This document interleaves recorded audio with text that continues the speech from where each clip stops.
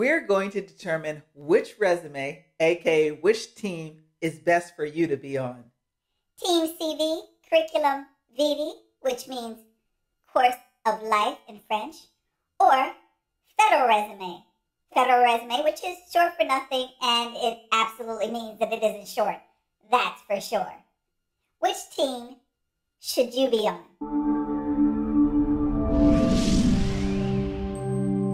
Every job is going to come with an application process of some sort or a resume directly straight off the bat, as well as every job is going to come with some trade-offs and benefits. A resume simply reflects where you've been and what you've done, but it can also communicate what you want as well. What you want to look for when you're looking for a job, something that checks off the boxes that you've made. As an example, benefits like time off are also critical, and you may be able to negotiate how much time you have off based on a flexible work schedule or bonus incentives. Both can be addressed in your objective. That's right, in your resume, by stating in your objective, seeking a position that affords flexibility and independence to utilize my expertise as a project manager. See, that was simple. A resume provides you with the ability to solicit your skills as well as make it clear to some of the expectations that you're looking for also. A resume is a two-way street. Don't ever let anybody tell you otherwise. It's not just what you're selling, it also is what you receive. If one of your check boxes is to have a healthy work environment, that can also be in your resume.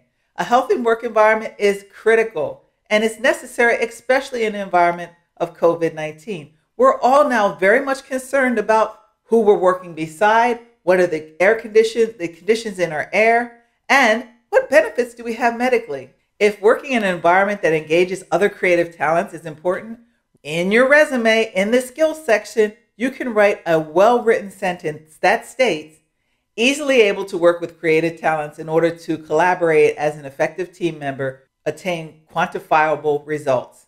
As you can see, there are ways that you can write well within the construct of your resume, the things that you need and also what you desire to receive. But first, let's check that like box for me. It helps my channel and my team grow. A resume is a document created and used by a person to present their background, skills, and accomplishments. Now, keeping with the premise that this channel is all about all things federal resumes, I'm just shedding light that there may be the need to look for employment outside of the federal government while you're waiting on that position. So in order to be realistic, I think it's to your benefit that you know that there are different kinds of resumes, because one thing I told you for sure, you are not to upload the 2-page resume, which is what we're going to be talking about today, to your USA job application process. So in this case, you will not be killing two birds with one stone by uploading your 2-page resume to the usajobs.gov application process. No, as I've said before, just don't do it. Remember, never upload your civilian resume to your federal application. The basic premise of a CV or civilian resume is based on a summary of 5 years. And as I've told you before, through my tutorial, that your federal resume is going to be anywhere from 5 to 10 or more pages. And the time span for a federal resume is 10 years. 10 years because that's what's going to be also asked of you for the security clearance. We're talking about a civilian resume, which is based on 5 key areas. The first is going to be contact details, which are going to include your first and your last name, your phone number, your email address, and I suggest that if you have a LinkedIn profile that you've kept up to date, that you put it there too. I also highly recommend that you put your address. Some may say otherwise, but if likelihood is that you're applying for a job local to you, I would definitely put it in as well. Because there are people applying for jobs from all over the world. You want to make sure that it's understood that you're right in their backyard. Second part, introduction. And that's where I was saying to you earlier that you have the opportunity to state what your desires are for a job, which is where you put in your objectives or your qualification summary. This is where you can indirectly speak to your needs. And as an example, a position that maximizes my logistical expertise and provides me with the opportunity for managerial growth. See, there it was. You're now speaking to what your needs are. Now, if you're just coming out of school, I recommend this next section, which is education, to be placed right after the introduction. But if you've been out of school for 5 years or longer, you move it towards the end or at the end should you choose. But for a person that hasn't had a considerable amount of experience, it's best that you utilize this front end of your resume in order to introduce all the coursework that you've had, as well as some of the achievements that you've acquired. This enables the employer to say, well, he hasn't had that much experience, but he's just coming out of school, and while he may not know the practical skills, he has all the current academics and certifications that are necessary to come in and hit the ground running. And maybe even teach us a thing or two.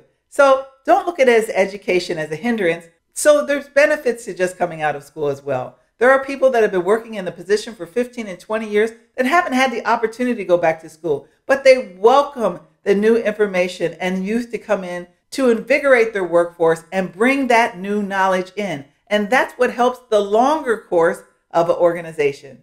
Experience is next. Experience is where you write the relevant information regarding your experience, beginning with your most recent employer. Include your title, the company name, the address you work for, and how many years you were there. This is a great place again to use bullets. A well-written, concise sentence describing your responsibilities and skill is what you need to do here. An example, coordinated and distributed $1 million inventory in accordance with government laws and regulations. See how simple.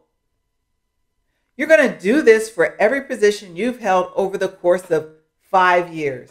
All right, next up, there's skills. And that's where you're going to talk about any relevant skills that you possess for the position which you're applying for.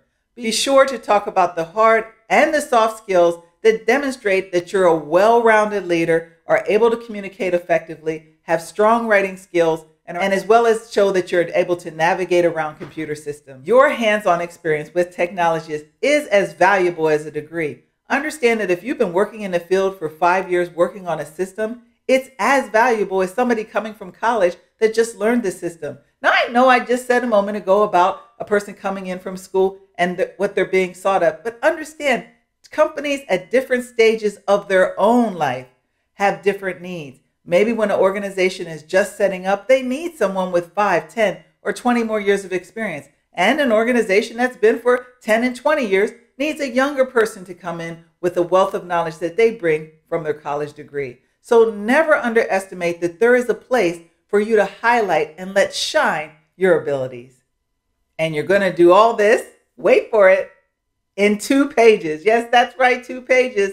This is not a federal resume. You have 1 or 2 pages for your civilian resume to pull it all together, because this is not a federal resume. You're not on team federal resume right now. You're on team civilian. A federal resume is comprised completely from all of the information. Let me do my funnel. All of the information that you pour into the USA Jobs government process. And it could result in spitting out, let it rain. It could come out to be several pages long. This is not that resume. And I can assure you, YouTube has so many channels, so many well-versed, articulate, and in-depth channels that can provide you the content that you need in order to write the best resume. Well, you're already at the best resume place for federal resumes, and that's for sure. Use those resources, whether it be Google for samples or YouTube's for discussion, to determine which resume is the best fit for you and to guide you through the writing process. If you're going into your first job right out of high school or after college or coming out of the military, your angst will be no different than someone who has been in position for many years. The struggle is real, but keep your resume down to 2 pages or 1 page at best. A common misconception is that there is only one way to write a resume. Depending on your specific skill set or work history, one format might be better suited to highlight your qualifications than another. Now, for your reference, there are 4 main types of civilian resumes. There's chronological, which is going to go by dates. There's functional, and that's where we can start with your education, make it first or make it last. And then there's targeted, which is you're going to write a resume specifically for that job. And then lastly, there's a combination, hodgepodge of all of them. A lack of direction and focus will send you completely running down a rabbit hole and cause you to waste time and energy chasing things that don't matter. No. Now that you know what kind of resume is best for your civilian search, you can now focus on how best to create one that stands out from the rest. But you got to find out who the rest are. Who's your competition? Who's on the opposing team? The only way you can do that is engage with others to help you put an ear to the pavement to know what skills others are bringing to the table as well as the jobs that they're applying for. Facebook has so many specialized groups for specific professions. Join several. And contribute as much as you can. Ask questions. LinkedIn provides you with a way to engage with other employers. LinkedIn should be perceived as a living, breathing, working document, one that you continuously have to participate in. It's an open book, and you're writing the book. You're writing a book about you and what you're capable of. LinkedIn has, without a doubt, established itself as a professional resource for individuals to grow in their career fields, as well as a resource for employers to get highly reputable candidates for positions. A good resume is the first part of your application. It's the things that managers see first. So it's important that you convey your qualifications accurately and honestly, as well as convincingly. Your resume should offer employers a digestible, remember the bullet points, a digestible overview of your relevant skills, your employment history, your education, your background, your accomplishments, based on the information they can easily pluck from your resume and discern for themselves whether or not they want to take you for the next step, which is the interview. Ultimately, no matter what your career goals are, there is definitely a resume that best fits your objective.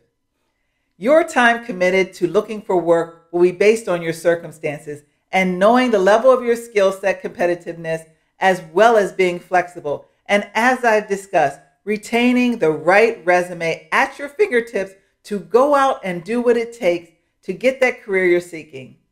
When you hit that like and subscribe button, you'll get notifications each and every time I put a video out.